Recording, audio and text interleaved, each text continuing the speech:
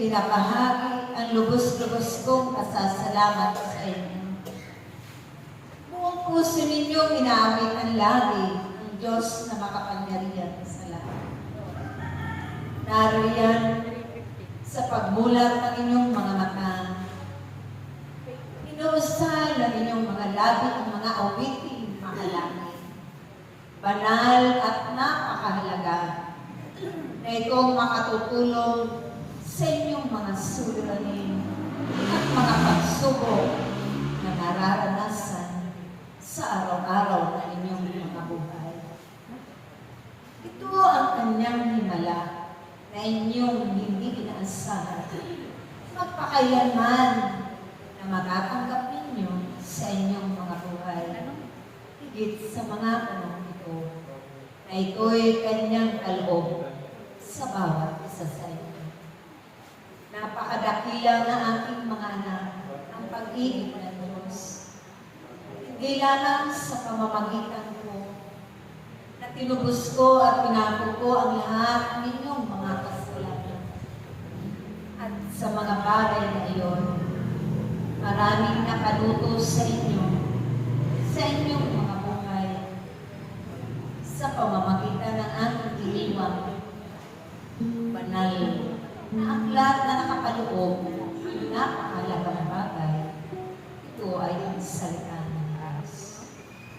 Kung gaya't pag-usad ng mga araw, panahon, pagkakataon, kayo'y patuloy pa rin binabago ng Diyos. Nililinis na naayon sa kanyang kalooban upang maging dalisay ang bawat puso ninyo.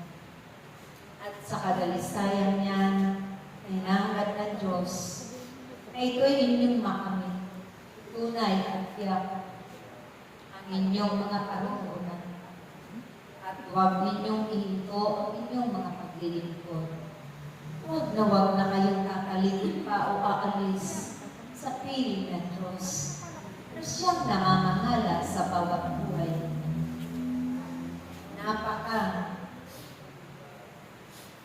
Maraming biyaya at pagpapala ng Diyos. Napakayaman ng Diyos na inyong inaasahan. inyong sinasakitan. Kaya ganapin ninyo nawa ng buong pag-ibig at kagalakan ang lahat-lahat ng ipinagkatiwala niyang mga tungkulin sa bawat isa sa inyo. Kayo'y magtulungan lagi, magkaunawaan, mag-ibigan at magpanalanglan.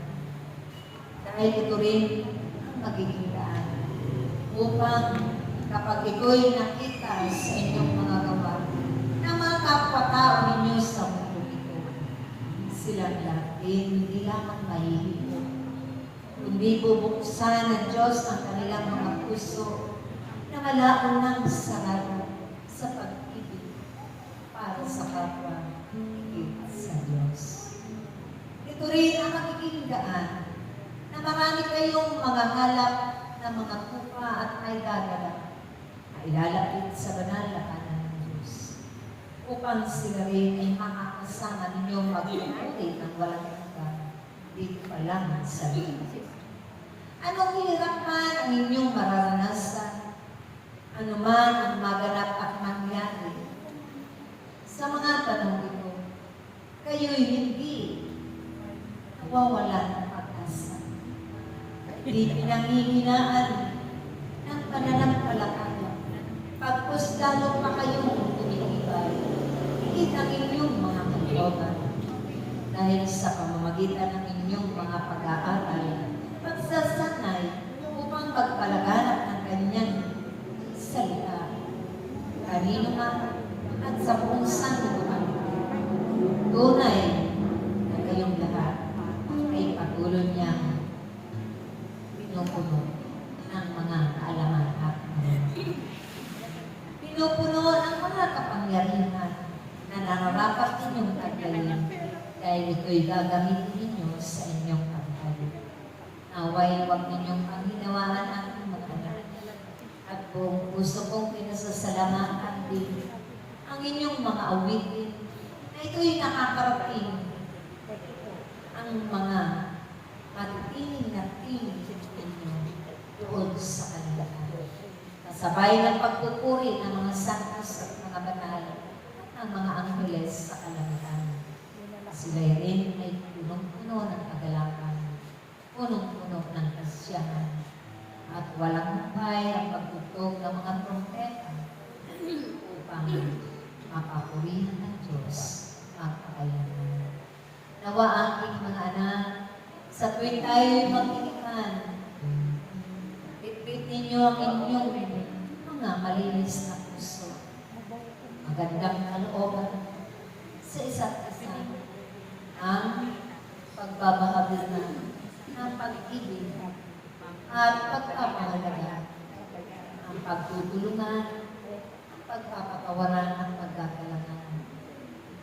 Dahil ito ang mga bagay na natutunan ninyo ay narapat na isa pamuhay ang bawat isa ayon sa kalooban ng Diyos.